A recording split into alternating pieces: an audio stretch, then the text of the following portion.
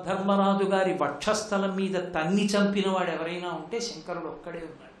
అందుకే శంకరుడు శివానందలహరి చేస్తూ వక్షస్థాడనమంతకస్య కఠినాపస్మార సంవర్ధనం భూభృత్పర్యటనం నమత్సురశిర కోటీర సంఘర్షణం కర్మీదం మృదులస్య తావక పదద్వంద్వస్య గౌరీపతే మచ్చేతో మణిపాదుకా విహరణం శంభో సదాంగీకురు అంటారు. శంకరా నాడు కఠినమైన యమధర్మరాజు గారి యొక్క వక్షస్థలాన్ని తన్ని నీ పాదం ఎంత సుక్కిపోయిందో నా మనస్సన్న మణిపాదుకతుడు తిరుగుతూ ఉండమంటారు.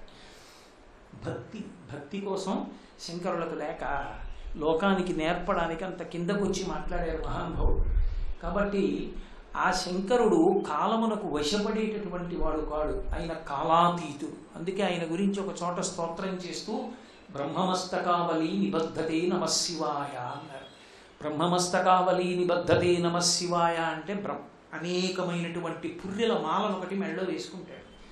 చాలా భయంకరంగా ఉండదు ఆ స్వరూపం. మెడలో పుర్రెల మాల వేసి కూర్చుంటే ఎవరు నమస్కారం చేస్తారు, ఎవరు పూజ చేస్తారు, భయం లేదు. అది ఉగ్రస్వరూపంలా ఉండదా? పునుకల పేరు కంఠమున భూరి భుజంగము భూషణంబుగా అనయము భస్మధారణము వద్రి నివాసము మీరు విల్లుగా అనుగు గదంతి చర్మమును హస్తములందు కపాలశూలముల్ పడివడిదాంతు శంకరు కృపావరు రూపమును ఆశ్రయించదన్నది. ఇందుకు మహానుభావుడు అలా పునుకల పేరు మెడలో వేసుకోవడం అంటే ఆయనకి మెడలో రుద్రాక్షమాల వేసేవాడు లేడా? ఓ గంట మాట్లాడితే నా మెడలోనే రుద్రాక్షమాల వేస్తే శివ మహాసభల్లో శంకరుడి మెడలో రుద్రాక్షమాల వేరా హనుమంతరావు. మరి ఎందుకు ఆయన మెడలో పుర్రెలమాల అంటే ఆయన పుర్రెలమాల వేసుకోవడం మెడలో మాల వేసేవాడు లేక కాదు. ఈ సృష్టి ప్రారంభం చేసేటప్పుడు చతుర్ముఖ బ్రహ్మగారిని సృష్టించి వేదాలు ఇచ్చి వీటిని ఆధారం చేసుకుని సృష్టి చేయమన్నాడు. ఆఖరణ బ్రహ్మగారి కూడా ఆయుర్దాయం అయిపోయి పడిపోతే ఆ పుర్రెలు పడిపోతే అయ్యో పాపం సృష్టి చేసిన వాడు ఇంటి పెద్దవాడు పితామహుడు ఈయన తలకాయ కూడా ఇలా పడిపోతే ఏం బాగుంటుందో తలప తీసి మెడలో వేసుకున్నాడు. అలా వేసుకున్న బ్రహ్మగారి పుర్రెల దండ పెద్ద దండ అయింది. అంటే ఇంతమంది బ్రహ్మలు వెళ్ళిపోయారు, ఆయన అలాగే ఉన్నాడు. అందుకని బ్రహ్మమస్తకావళి నిబద్ధతే నమశివాయ అని శంకరాచార్యులు వారు స్తోత్రం చేశారు. ఆయన కాలకాలుడు, కాలాతీతుడు. ఆయన కాలమునకు వశపడేవాడు కాడు. అందుకే ఆయన కాళ్ళు పట్టుకున్నవాడు కూడా కాలాతీతుడే అవుతాడు. కాలమును దాటిపోతాడు. అంటే మళ్ళీ జనన మరణ చక్రమునందు ఇమడడు. పునరావృత్తిరహిత శాశ్వత శివ సాయుధ్య సిద్ధ్యర్థం అంటూ శ్రౌత శైవ ఆరాధనా విధి ఎందు తద్దినం పెట్టేటప్పుడు ఆఖరణ చెప్పే మంత్రాల్లో ఇదొకటి. అక్షయ తృప్తి ద్వారా గయారాధన సిద్ధి ద్వారా మనకి తల్లిదండ్రులకి ఏమందాలి అంటే పునరావృత్తిరహిత శాశ్వత శివ సాయుధ్య సిద్ధిరస్తు అని కోరుకుంటారు. కాబట్టి అది ఇవ్వగలిగిన వాడెవరు అంటే పరమేశ్వరుడు.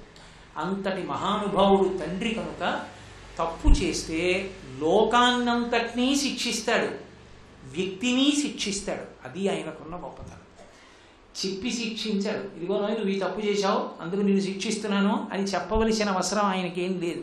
ఎక్కడుండి శిక్షిస్తాడంటే వెనకనే ఉంటాడు, ఏం పైకి కనపడడు. అందుకు కదా పోతన గారు భాగవతం చేస్తూ స్త్రీ పురుష నపుంసక మూర్తియును కాక తిర్యక్ అమర నరాది మూర్తియును కాక కర్మ గుణభేద సరసత్ప్రకాశి కాక వినుక నన్నియుతానకు విభుతలంతు అంటారు. ఆయనే సృష్టికర్త, ఆయనే స్థితికర్త, ఆయనే ప్రళయకర్త. ఆ ఉన్న ఒక్కడే ఎప్పుడు ఏ రూపాన్ని ఎలా ధరించి ఎలా కర్మ ఫలితాన్ని ఇవ్వాలో అలా ఇస్తాడు. అందుకే పోతన గారి భాగవతంలో ఒక చోట 3 మూర్తులకు 3 కాలములకు 3 లోకములకు మూలమగుచు భేదమగుచు తిరిక భేదమయ్యొప్పారు బ్రహ్మమనగ నీవే పాలనయన అంటారు. 3గా ఉండేవాడు, 3 కాలములుగా ఉండేవాడు, 3 మూర్తులుగా ఉండేవాడు, 3 రూపాలని ధరించేవాడు పరమేశ్వరుడు. ఆ పరమేశ్వరుడే కర్మఫల ప్రదాత అయినప్పుడు విష్ణు స్వరూపంలో కూడా ఇస్తూ ఉంటాడు. అలా ఇవ్వగలిగినటువంటి వాడు కనుక ఆయన వ్యక్తిని పరిపాలిస్తాడు, ధర్మాన్ని బట్టి ఇస్తాడు. చేసిన ధర్మానుష్ఠానాన్ని బట్టి ఉన్నటువంటి భక్తిని బట్టి అనుగ్రహిస్తూ ఉంటాడు. ఇప్పుడు శివభక్తి చేస్తే ఏమిటంటే ఉపయోగం? మేము ఇప్పుడు ఏదో తప్పు చేసేసాం, మా లలాటం మీద రాసేశారు, దాని ఫలితం వచ్చేస్తుంది. ఇప్పుడు మేము శివుడి పట్ల భక్తిగా ఉంటే మాకు కలిసి వచ్చేది ఏమిటనో అనుమానం ఉండొచ్చు. దాని గురించి పరమేశ్వరుడు యొక్క ఉమామహేశ్వర స్తవంలో మాట చెప్పారు, నమశివాభ్యాం అశుభాపహాభ్యాం. ఆయనే అనుగ్రహించాలనుకున్న నాడు నువ్వు ఇలా ఎందుకు అనుగ్రహిస్తున్నావు అని అడ్డుపడగలిగిన వాడు లేడు. ఆయన సర్వజగన్నియామకుడు పరమేశ్వరుడు. అందుకే ఇప్పుడు పరమభక్తితో ఉంటున్నాడు కాబట్టి అతనికి ఇంత పెద్ద శిక్ష వెయ్యకూడదనుకున్నాడు. అనుకున్నాడు కాబట్టి గతంలో చేసినటువంటి కర్మ ఫలితాన్ని ఇచ్చేటటువంటి సమయం ఆసన్నమైనప్పుడు జోక్యం చేసుకుని దాన్ని అతి తక్కువకి తగ్గించేస్తాడు. పాము కరవవలసిన వాడిని చీమ కరిచేటట్టుగా చేసి అనుగ్రహించాలి. అలా అనుగ్రహించేటట్టు చేసి గత జన్మ కర్మ తీసివేయగలరు. అది ఆయన యొక్క అనుగ్రహం. అందుకే మహానుభావుణ్ణి నమశివాభ్యాం అశుభాపహాభ్యాం అని భక్తులను రక్షణ చేసేటటువంటి ఆయన యొక్క విధానాన్ని ప్రస్తుతి చేసింది. కాబట్టి వ్యక్తిని రక్షించగలడు. అందుకే శంకరాచార్యులు వారు కళాభ్యాం చూడాలంకృత శిచికళాభ్యాం నిజతపలాభ్యాం భక్తేషు ప్రకటిత ఫలాభ్యాం భవతు మే శివాభ్యాం అస్తోక త్రిభువన శివాభ్యాం హృది పునర్భవాభ్యాం ఆనందస్ఫురదనుభవాభ్యాం నతిరేయం అంటారు. సమస్త లోకములకు ఆయనే తండ్రి. బిడ్డల్ని చేసి లోకములన్నీ కలిపి తప్పు చేస్తున్నప్పుడు దిద్దేవాడు పరమేశ్వరుడు. అందుకే సమస్త లోకాలు కలిసి ఎప్పుడైనా తప్పు చేస్తే జోక్యం చేసుకునేది పార్వతీ పరమేశ్వరుడే చేసుకుంటారు. యజుర్వేదంలో రుద్రాధ్యాయం ఆ విషయాన్ని స్పష్టంగా చెప్పింది. శివా రుద్రస్య భేషజీ, శివా లోకస్య భేషజీ అని, ఆమె విశ్వస్య భేషజీ అంటూ ఆ తల్లి శివ శివ, వాళ్ళిద్దరు పేర్లు కూడా విడివిడి ఉండరు. శివ శివ, రుద్ర రుద్రాణి, భైరవ భైరవి, హంస హంసిని కలిసి ఉంటుంది ఆ తత్వం. శివశక్త్యాయుక్తో యది భవతి శక్త ప్రభవితుం అన్నట్టు. అయినప్పుడు ఆ శివ లోకములన్నీ తప్పు చేస్తున్నాయి అనుకోండి, అమ్మవారు రెచ్చగొడుతుంది శివుణ్ణి. శివుడు ప్రశాంతంగా ఉంటాడు. లోకాలలో తల్లిదండ్రుల వ్యవస్థ అంతా కూడా పార్వతీ పరమేశ్వరులే పోలి ఉంటుంది. కొడుకు స్కూలుకి వెళ్ళి చదువుకోవాలని ఫీజు కట్టి తండ్రి పంపిస్తుంటే స్కూలుకి వెళ్ళి చదువుకోవడం మానేసి పిల్లలతో కలిసి సినిమాలకు వెళ్ళి చదువుకోకపోతే ప్రోగ్రెస్ కార్డులో 0 వస్తే ఆ వీధి వెంట వెళ్ళిపోతున్నటువంటి లెక్కలు చెప్పే మాస్టరే స్కూల్ టీచర్, క్లాస్ టీచర్ వచ్చి, అమ్మ వీళ్ళ నాన్నగారేమో అంతటి గౌరవనీయుడు, సభల్లో అంత గౌరవాన్ని పొందుతాడు, ఈ పిల్లాడికి 0 వస్తేనే వీడు ఎప్పుడు క్లాస్కి రావట్లేదు, వాళ్ళ నాన్నగారి దృష్టిలో ఒకసారి పెట్టండి అని చెప్పి వెళ్ళిపోయాడు. అమ్మ కోప్పడితేది తాటాకు మంట. అమ్మ ఏం చేస్తుంది, సాయంకాలం తండ్రి ఇంటికి తిరిగి వచ్చిన తర్వాత భర్త తిరిగి వచ్చాక, మీరు చూస్తే సాయంకాలం సభలు అంటారు, పొద్దున్న అనుష్ఠానం అంటారు, కొడుకు ఇలా అయిపోతున్నాడు, మీ కొడుకు అంటుంది. అప్పుడు మీ కొడుకు ఇలా తయారవుతున్నాడు, మీ ఇష్టం, ఆ తర్వాత నన్ను అడగండి అంటుంది. శివుడు రుద్రుడు అవుతాడు. మళ్ళీ అమ్మే అడ్డుపడుతుంది. ఏడు పిల్లాన్ని చంపేస్తారా ఏమిటి, వాడికి మార్కులు రాలేదంటే కొట్టి చంపేమనా, దగ్గర కూర్చుని చెప్పండి, మీకు వచ్చుగా, తెలుగు వచ్చు, ఇంగ్లీష్ వచ్చుగా, కూర్చోబెట్టి చదివించండి, రోజు సభలు ఎందుకు అంటుంది. అంటే మళ్ళీ ఆయనే ప్రశాంతపడి చీకి కుమార్ల సంసారం బెల్ట్ అక్కడ పడేసుకోవాలి.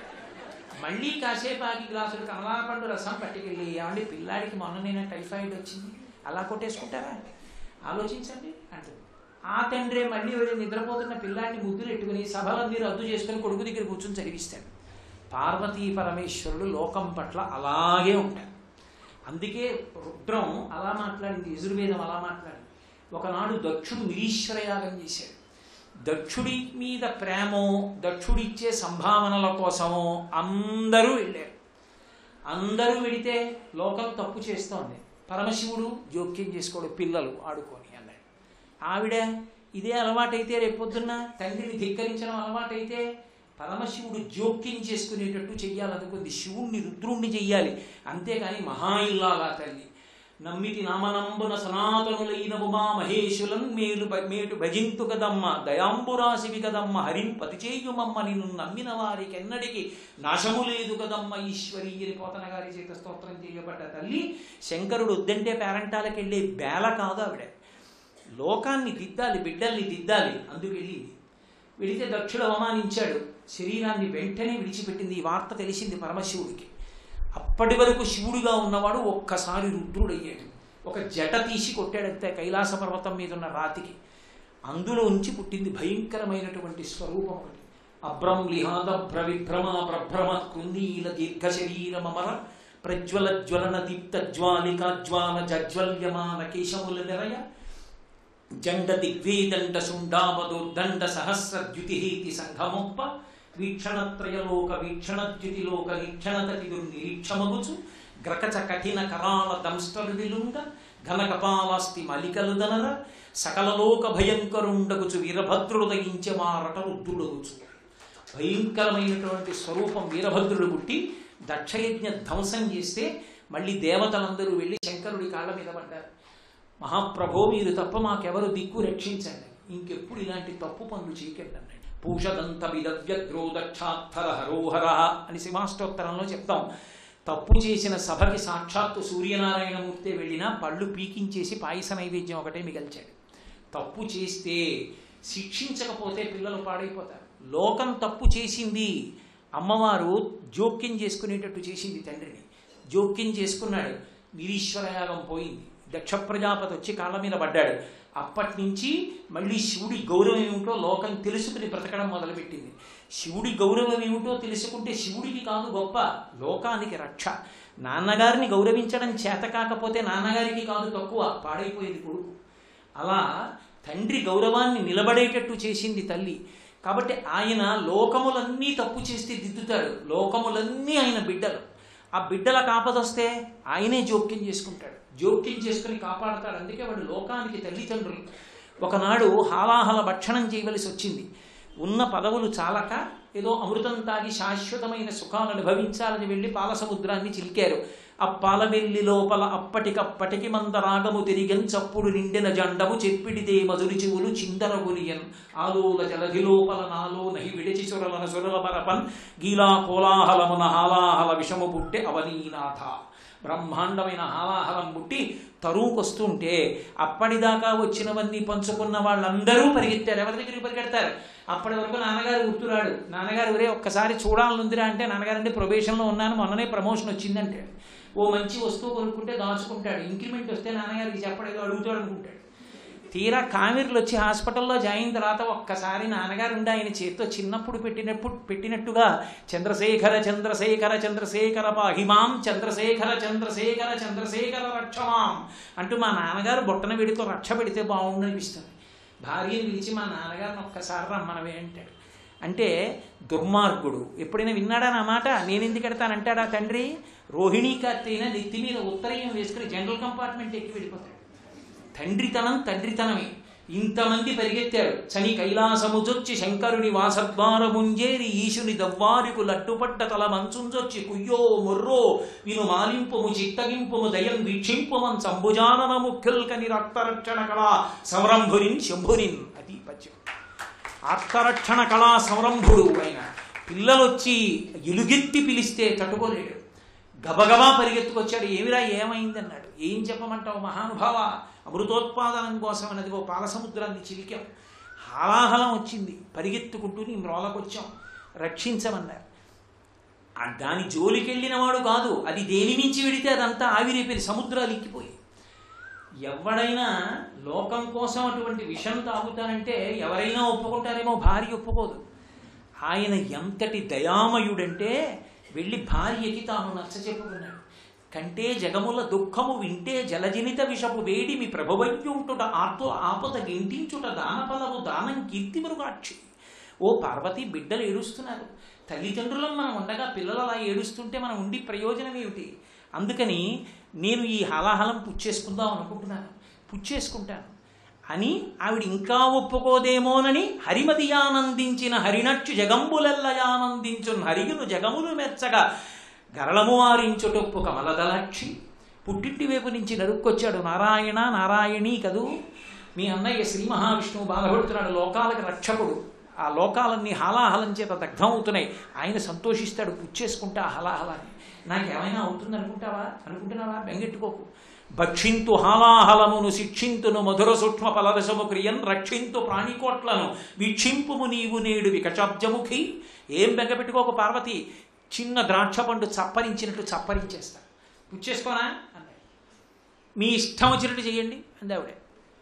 అడిగిపోయాడు సుఖబ్రహ్మ. భాగవతం వింటున్నాడు. ఎంత పార్వతీదేవైతే మాత్రం ఎలా తాగేయమందండి? భర్త కదా. సత్యాయ త్రిగుణాత్మనే పురజితే కాత్యాయని శ్రేయసే సత్యాయ అద్య కుటుంబినే ముని మమ ప్రత్యక్ష చిన్మూర్తయేది కదా శంకర భగవత్పాదుల స్తోత్రం. అద్య కుటుంబిని, మొదటి కుటుంబం లోకంలో. అమ్మలగన్నయమ్మ, పెద్దింటమ్మ, పేరంటాలమ్మ. ఆ అమ్మ పసుపు కుంకాలకి భంగం రాదు. ఎలా తాగమంది పరమేశ్వరుణ్ణి హాలాహలం. సుఖబ్రహ్మ అన్నారు పరీక్షిత్తుతో, మృంగిడివాడు విభుండని మృంగిడిదియు గరళమనియు మేలని ప్రజకున్ మృంగమని సర్వమంగళ మంగళసూత్రమునెంత మది నమ్మినదో. లోకాలలో ఉన్న వాళ్ళందరి మంగళసూత్రాలు కాపాడేటటువంటి సర్వమంగళాస్వరూపమైన పార్వతీదేవి మెడలో కామేశబద్ధ మంగళ్య సూత్ర శోభితంధరాయ ఉండగా, సర్వమంగళాదేవి మెడలో మంగళసూత్రం పరమశివుడు కట్టి ఉండగా ఆయనకి భంగపాటు కలుగుతుందా తాగేమందయా? అందుకే అది అమ్మవారి గొప్పతనం.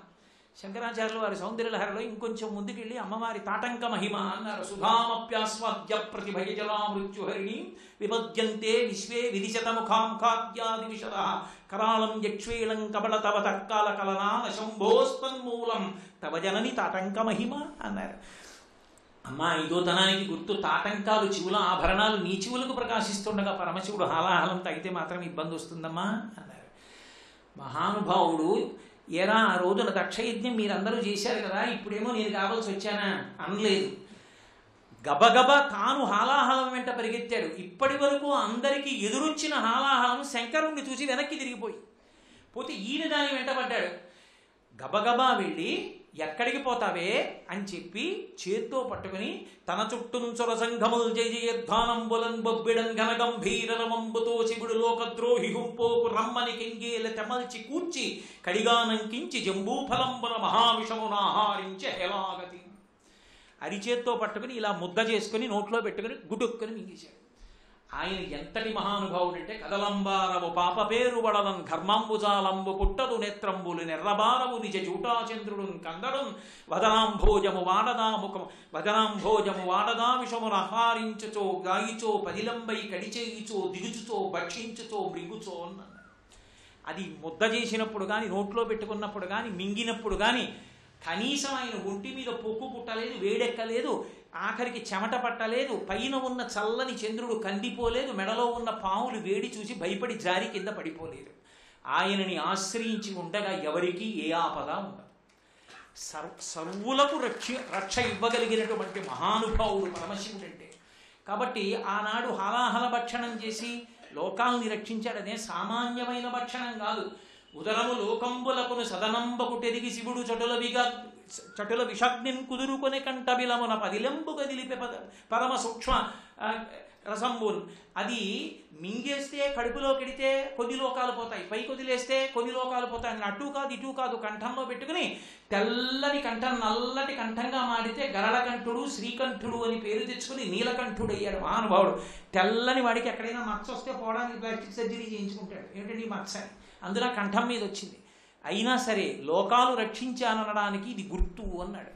రుద్రాధ్యాయం 2 చేతులు ఎత్తి నమస్కరించింది. అసౌ యోగ సర్పతి నీల గ్రీవో విలోహిత ఉతైనం గోపా దృశన్ను దృశన్ను దహార్య అని ఉదయ వేళలో అదిగో కనపడుతున్నాడు. నీలగ్రీవుడైనటువంటి నీలలోహితుడైన శంకరుడు కనపడుతున్నాడని నమస్కరించింది.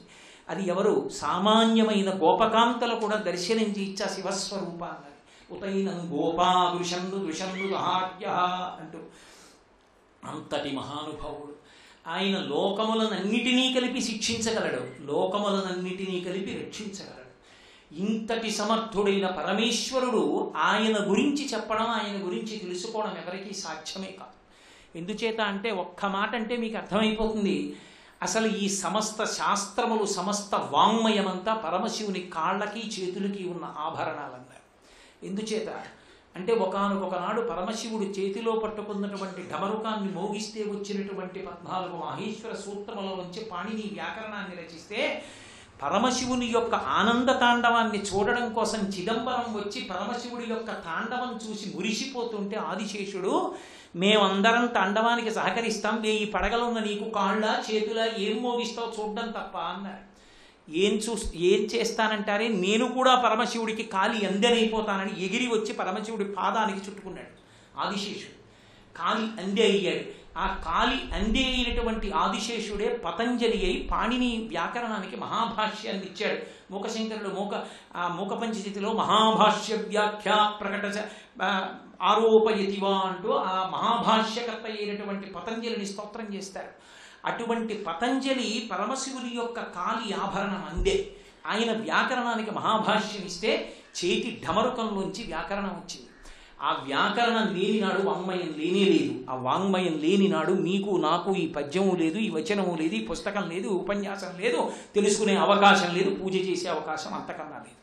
కాబట్టి సమస్త శాస్త్రములకు ఆలవాలని ఎవరంటే పరమశివుడే. అందుకే ఆయనే సృష్టికర్త, స్థితికర్త, ప్రళయకర్త. అందుకే ఇప్పటికీ ప్రపంచంలో మోజు ఏ మూర్తి మీద అంటే నటరాజస్వామి మూర్తి మీద ఉన్నంత మోజు ఇంకా ఏ మూర్తి మీద ఉండదు. మీరు చూడండి, విదేశాల్లో ఎత్తుకుపోయే వాళ్ళందరూ నటరాజ విగ్రహాలు ఎత్తుకుపోతారు. ఎందుకు ఎత్తుకుపోతారో తెలుసా? నేను ఒక చోట ఇంగ్లీష్ పుస్తకంలో చదివా. వాళ్ళకి ఎందుకంటే అంత we look at that idol in an amazing way, చాలా ఆశ్చర్యంగా చూస్తారట వాళ్ళు.